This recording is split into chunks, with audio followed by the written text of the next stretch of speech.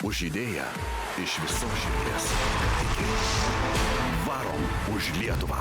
Visi iki vieno.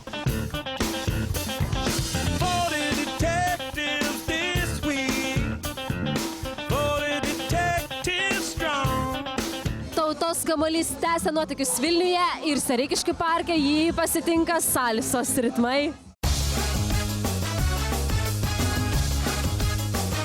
Visi metimai turėtų eiti taip švelniai, lengvai ir be jokių problemų. Jėga ir energija jau įkrauta, jau jaučiu. Vienybė, žinoma, ir tikėjimas, kad kartu mes galim labai daug. Trispalvė yra Lietuva ir krepšinis yra Lietuva. Tai va, 3 komandos žaidėjai perdoda Tautos kamuolį Užupio Respublikos komandai. Mėginsim jūsų dalyvius patikrinant, kiek rankos taiklios. Tai va, jums paruoštas daikčiukas, lankai tokie netradiciniai ir žiūrėsim jūsų taiklumą.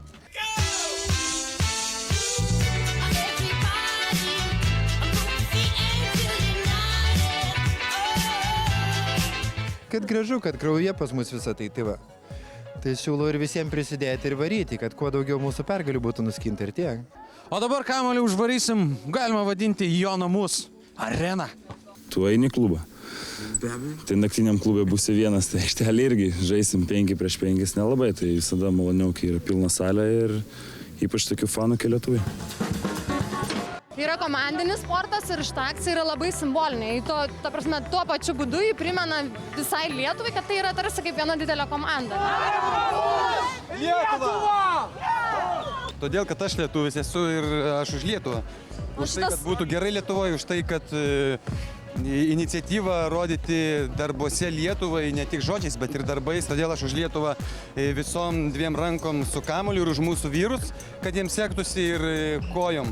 Nors aš krepšinio nežaidžiu, aš jį žiūriu ir darau tai aistringai ir todėl ir varau aistringai už Lietuvą, kaip ir visi lietuviai. 102 Lietuvos miestai, miesteliai ir kaimeliai. 2500 km ir jau labai greitai. Išvykstame iš Vilniaus ir bumsime į savo finišo tiesę. Rugpjūčio 29-ąją Panevėžyje įteiksime Tautos kamuolius Lietuvos rinktinės vyrams į rankas.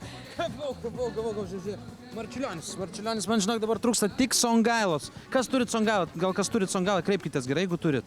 Tik tos Jurgi, tu paieškok, o su jumis pasimatysime rytoj. Stebėkite kamuolio nuotykius. Už idėją iš visos širdies. Iki.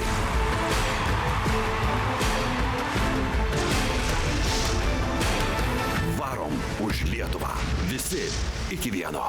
Žygį garsina TV3 ir Viasat. Žygio partneriai naujienų portalas Delfi, 20-metis Radio centras.